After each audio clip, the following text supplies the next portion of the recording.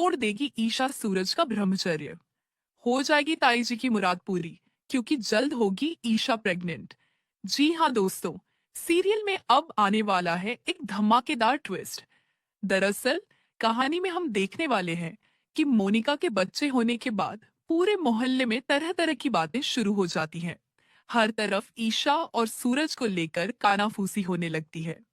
इसी बीच ताई जी अनजाने में दो औरतों की बातें सुन लेती हैं, जो आपस में चर्चा कर रही होती हैं कि सरला की एक बहू ने तो बेटी को जन्म दे दिया, लेकिन उसकी छोटी बहू ईशा तो शायद कभी मां ही नहीं बन पाएगी, क्योंकि सूरज तो उसे छूता तक नहीं है। लगता है सरला ने ही अपने बेटे को सिखा रखा है। ये सारी बातें ताई जी के दिल को बहुत बुरी तरह चुभ जाती हैं और वो इसे किसी भी हाल में सहन नहीं कर पाती। इसी गुस्से और समाज की बातों से आहत होकर ताई जी एक नई साड़ी, गहने और पूरा श्रृंगार का सामान लेकर सीधे ईशा के कमरे में पहुंच जाती है। वहां जाकर वो ईशा से सख्त लहजे में कहती है कि तुझे माँ बनना ही होगा, क्योंकि एक औरत का जीवन तभी सफल माना जाता है जब वो बच्चे को जन्म देती है। ताई जी आगे कहती हैं कि ये तेरा धर्म है कि तू अपने पति का ब्रह्मचर्य तोड़े, और आज से मैं तुझे सूरज का ब्रह्मचर्य तोड़ने की इजाजत देती हूँ। इतना ही नहीं, ताई जी ये भी साफ कर देती हैं कि वो हर पल ईशा पर नजर रखेंगी। लेकिन दोस्तों, इसी दौरान सूरज दरवाजे के पीछे छिपकर खड़ा होता है और ताई जी और ईशा के बीच हुई सारी बातें सुन लेता है। दूसरी ओर ईशा अच्छे से सज धज कर, साड़ी पहनकर और खुद को संभाल कर सूरज का कमरे में बेसब्री से इंतजार कर रही होती है।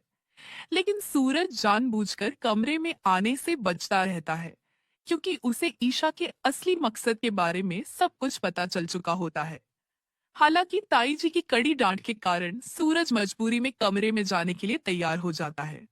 कमरे में पहुंचते ही ईशा सूरज का हाथ पकड़कर उसे बिस्तर पर बैठा लेती है और प्यार भरे लहजे में कहती है, सूरज, कल मैंने तुमसे कुछ मांगा था।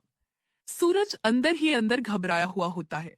उसका चेहरा उतरा हुआ नजर आता है, लेकिन फिर भी वो हिम्मत जुटाकर बोलता है, हाँ, हाँ बोलिए, क्या चाहिए आपको। तभी ईशा उससे कहती है कि उसे माँ बनना है। ये सुनते ही सूरज के पैरों तले जमीन खिसक जाती है।